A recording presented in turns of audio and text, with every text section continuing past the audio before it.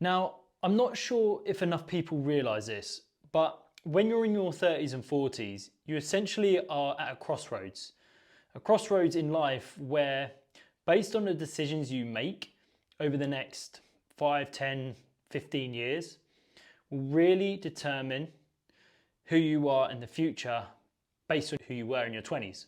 What I mean by that is, in your 20s, you're probably somewhat athletic and in relatively good shape.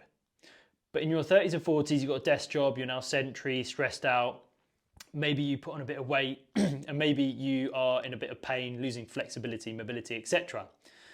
Now, how we respond to that over the next decade or two will determine how far away we move from that guy who we were in our 20s.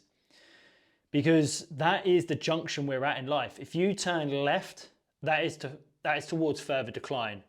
That is to more fatigue, less energy, more pain. But if you turn right, that is where you're moving more towards who you were in your 20s, reclaiming that athleticism that you once had, and getting in better shape, better health, and better vitality, more energy. And that takes less than people realize. A lot of people think that I don't have time or energy to do that. Kids, social events, work, etc. However, it takes a lot less time to take back control and reclaim your health than you probably realize. As long as you train in a smart manner, you can do that in a time efficient way. For example, I've got a client who trains 30 minutes per session 3 times a week. And simple little lifestyle changes are quite a difference to your life. So it's up to you whether you go left or whether you go right, and how far away you move from the guy that you used to be in your 20s.